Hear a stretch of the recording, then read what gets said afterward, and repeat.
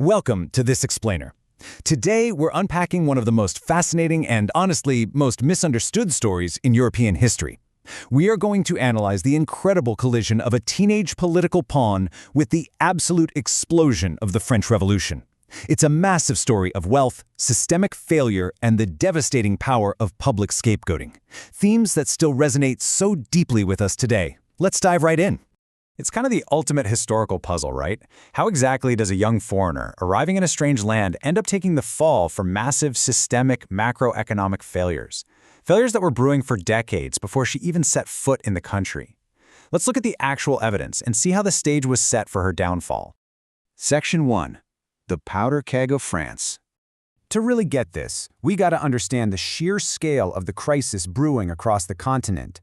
During the second half of the 18th century, the old continent experienced a massive demographic explosion, just a sudden, huge population boom. This drastically increased the demand for goods, especially the agricultural products you need to feed all those people. And when migration couldn't solve the overcrowding and resource scarcity, well, the result was severe famines and popular uprisings spreading all across the map. Now, zooming in on France specifically, the situation was even more dire. While Great Britain was accelerating through the Industrial Revolution, France was lagging painfully behind. On top of that, you had these major tectonic shifts in society. The old aristocracy was steadily losing ground to a newly empowered bourgeoisie, this rising middle class that was demanding a share of power and utterly rejecting the old privileges of the nobles and the clergy. Throw in the crushing financial debt left over from the 7 Years' War back in 1763, and you've got the perfect recipe for disaster. The conditions for the mother of all revolutions were fully ripe. Section 2. A teenage political pawn.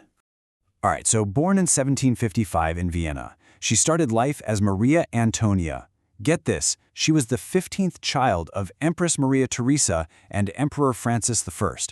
Growing up, her reality was nothing but absolute royal luxury. She received the typical aristocratic education for a high-born girl, basically destined for the royal court. But she wasn't just some perfect, stoic royal statue. She was a real teenager. In 1768, King Louis XV of France sent a tutor to Austria to prepare her for her future role, and his assessment is incredibly revealing and honestly a bit funny. He noted that she was smarter than people assumed, but relatively lazy and extremely frivolous. She actually struggled quite a bit with her aristocratic education. It really humanizes her, doesn't it? It shows a somewhat rebellious, easily distracted teenager suddenly faced with the weight of an empire's expectations. And this wasn't a slow, gradual transition into power. It was a rapid, totally overwhelming sequence of events. Just 2 years after that tutor arrived, an alliance between Austria and France was finalized. In 1770, at the tender age of 14, she was married off.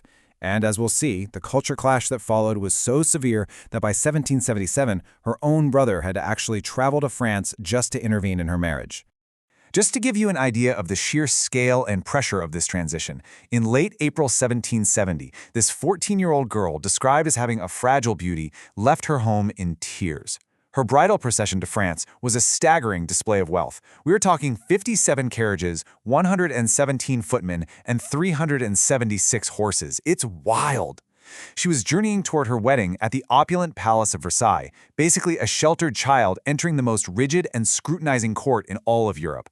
Section 3. Culture clash at Versailles.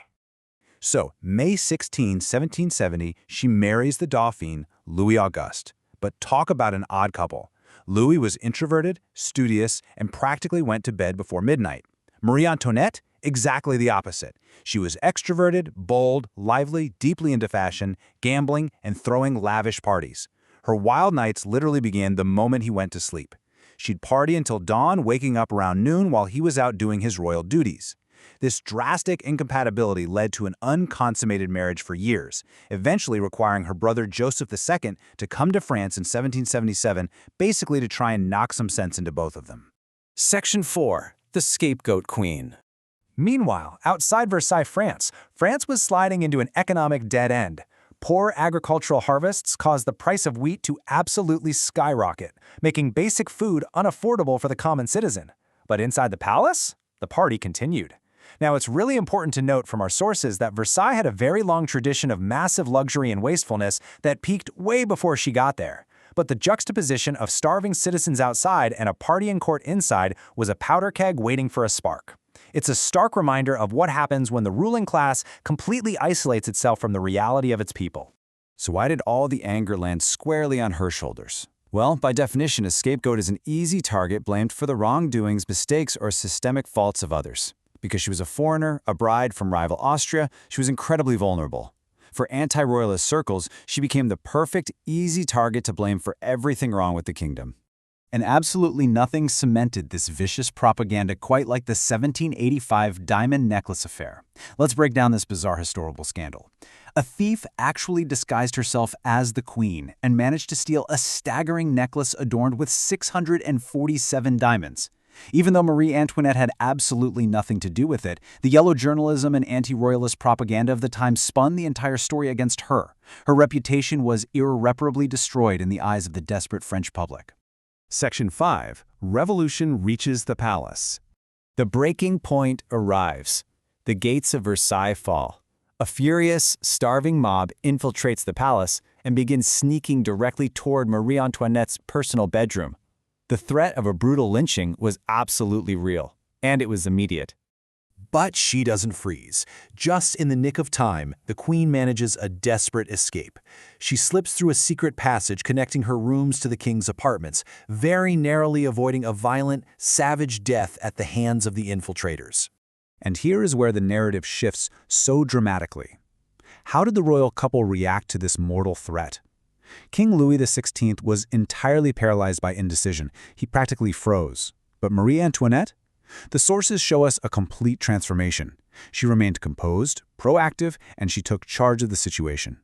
While the king hesitated, she stepped up, holding consecutive meetings with advisors and foreign consuls, trying desperately to manage the crisis. Which leaves us with this final, striking question. We started with a girl described as a lazy, frivolous pawn. But in the absolute climax of the revolution, while the king froze, she was the one giving the orders. Now, while this composed leadership couldn't save her from her eventual execution by guillotine in 1793, it does pose a massive question.